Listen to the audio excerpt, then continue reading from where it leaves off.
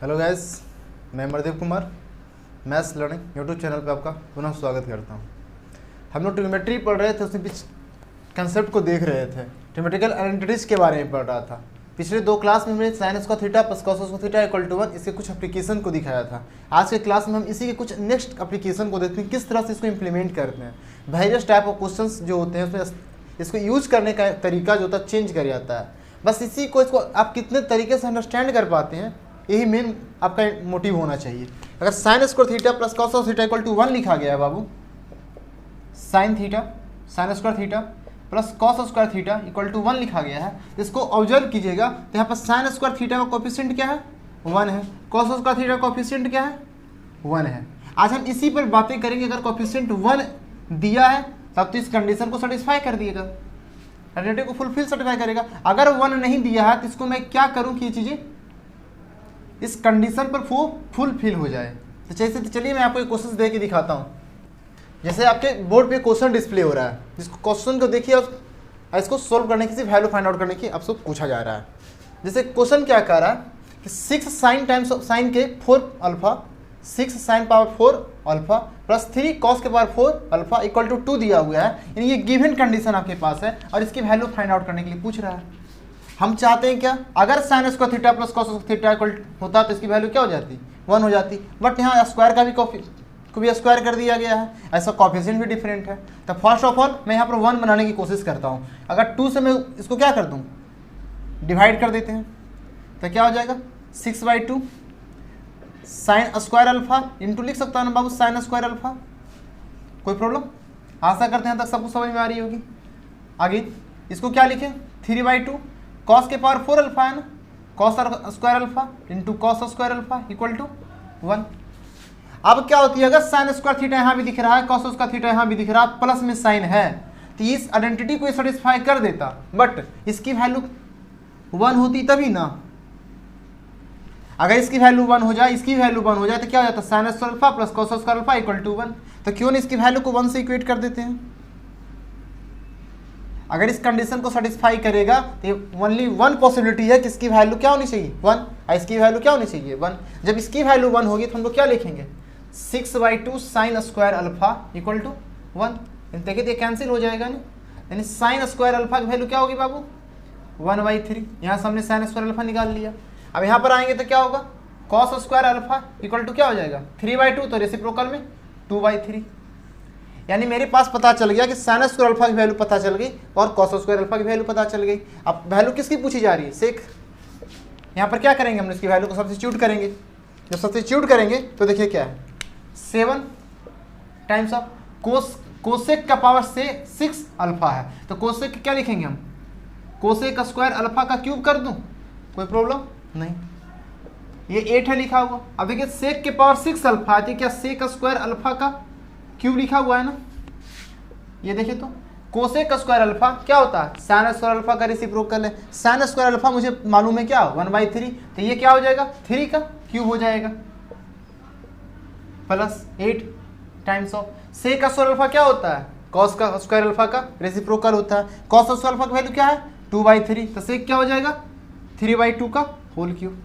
जब इसको सिंप्लीफाई करेंगे तो क्या होगा, 7 इंटू 9 का क्यूब, 3 का क्यूब 27 प्लस 8 टाइम्स ऑफ इसको करेंगे तो क्या 9/8, 27/8 सॉरी 27/8, 8 से 8 कैंसिल हो जाएगा। 27 इंटू 7 क्या हो जाएगा 189 प्लस 27, जब ऐड करेंगे तो क्या हो जाएगा 216। इस तरह से मैंने क्या किया, इस कंसेप्ट को यूज करते हुए कि sine square theta plus cos square theta equal to 1 होती है, ये कंडीशन तभी सेटिस्फाई हो रही थी जब इसका कोएफिशिएंट क्या हो जाए, 1 हो जाए। यानी इसी एक्सप्रेशन को कुछ मल्टीप्लाई के साथ क्या कर रहा था, चेंज कर रहा था वो। तो जो मल्टीप्लाई जो टर्म किया जा रहा था उसको मैंने क्या किया, 1 से इक्वेट कर दिया ना। अब देखिए अगर आप ये चीज़ों को भी देखिएगा, sine square alpha plus cos square alpha निकालिएगा तभी क्या हो जाएगा, दोनों को ऐड करने पर 1 होगा। यानी इसी कंडीशन को क्या कर रहा है, ये सेटिस्फाई करिए। इस बात को प्रूफ दे रहा है कि हमने जो एज्यूम किया इसकी वैल्यू 1 वो क्या है, सही है। आशा करते हैं क्वेश्चन सही बच्चे को समझ में आ रहा होगा। इस क्वेश्चन में मैंने क्या किया कि sine square theta plus cos square equal to 1 है, इसी के कोएफिशिएंट को क्या किया, 1 था, उसी को मैंने क्या किया 1 से इक्वेट किया। और 1 से इक्वेट किया तो क्या हुआ, मेरे पास साइन स्क्वायर अल्फा की वैल्यू निकल गई, कॉस स्क्वायर की अल्फा की वैल्यू निकल गई। इसी को फिर मैंने क्या किया, जो हमको फाइंड आउट करना था उसमें सब्स्टिट्यूट कर दिया। इस तरह से हमने क्या किया, इसकी वैल्यू कितनी निकल कर आया 216। इसी में कुछ और अगले क्वेश्चंस में दिखाता हूँ जो आपके एग्जाम में आस्क हो चुके हैं। जैसे देखिए आपके बोर्ड पे एक नेक्स्ट क्वेश्चन डिस्प्ले हो रहा है, कह रहा है क्या साइन के power 4 theta upon P plus cos के power 4 theta upon Q equal to 1/p plus Q. आपसे वैल्यू पूछ रही है कि साइन की power 6 theta upon P square क्या हो प्लस कॉस के power 6 theta upon Q square, इसकी वैल्यू क्या होगी। यानी कॉस थीटा का पावर कितना है 6 है, साइन थीटा का पावर कितना है 6 है, और उसमें इसकी वैल्यू को क्या कर रहा है आपसे सोल्व करने के लिए कह रहा है। तो आप इस क्वेश्चन को ध्यान से देखिए, यहाँ पर क्या है p है और यहाँ भी q है, यहाँ पर क्या है 1/p प्लस q है। तो यहाँ पर अगर वैल्यू मैं 1 ले लाता हूँ, 1 लाने का क्या तरीका है, p प्लस q को इधर ले लाइए, यानी p प्लस q क्या हो जाएगा अपॉन p इंटू साइन के power 4 theta plus p plus q upon q cos के पावर 4 थीटा इक्वल टू 1। यहाँ पर साइन के पावर 4 थीटा आ रही है, यहाँ भी कॉस के पावर 4 थीटा हो रही है, लेकिन इसकी कहाँ क्या होना चाहिए था, यहाँ पर कॉस स्क्वायर थीटा होना चाहिए था, यहाँ पर क्या होना चाहिए था साइन स्क्वायर थीटा। तो क्यों ना इसको मैं sine square theta cos square theta के अपॉन में लिखता हूँ into sine square theta plus P plus Q upon Q cos square theta into cos square theta equal to 1। अब क्या हुआ गया कि something into sine square theta plus something into cos square theta equal to 1। तो something की value क्या 1 होना पड़ेगा ना, तभी नहीं आइडेंटिटी को सेटिस्फाई करेगा कि sine square theta plus cos square theta equal to 1 होगा, क्योंकि वहां पर भी क्या इसका कोएफिशिएंट क्या है 1 है, कोएफिशिएंट क्या होना चाहिए था 1। तो क्यों नहीं इसकी वैल्यू को मैं 1 से इक्वेट कर दूं। अगेन जब इसकी वैल्यू को 1 से इक्वेट करने जाएंगे तो बहुत साइन स्क्वायर थीटा की वैल्यू क्या हो जाएगी, क्या हो जाएगी p उधर चला जाएगा, यानी p upon p plus Q. Cos square theta की वैल्यू क्या होगी यहाँ से q upon p plus Q. आशा करते हैं वैल्यू दोनों को समझ में आ रही होगी हम हर किसी बच्चे को। अब क्या पूछा जा रहा है, इसकी वैल्यू मुझे निकालने के लिए कहा जा रहा है कि साइन थीटा के पावर 6 और कॉस थीटा के पावर 6 की वैल्यू को मैं यहाँ से किस तरह से सब्स्टिट्यूट करूँ।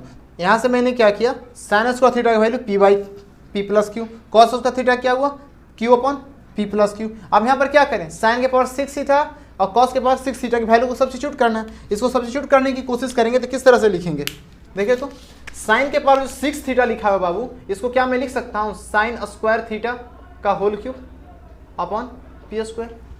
इस कॉस के पावर 6 थीटा क्या लिख सकता हूँ कॉस स्क्वायर थीटा का whole cube upon Q square. Sine square theta की वैल्यू मुझे मालूम है ना P upon P plus Q, तब क्या हो जाएगा P upon P plus Q का whole cube into 1 upon P square. Similarly 1/क्यू स्क्वायर, कॉस स्क्वायर थीटा क्या है Q upon P plus Q, Q upon P plus Q का whole square. जब इसको अगेन सिंप्लीफाई करेंगे तो क्या होगा, ऊपर तो पी क्यूब हो गया, पी का क्यूब करेंगे तो क्या हो जाएगा पी क्यूब, और नीचे पी स्क्वायर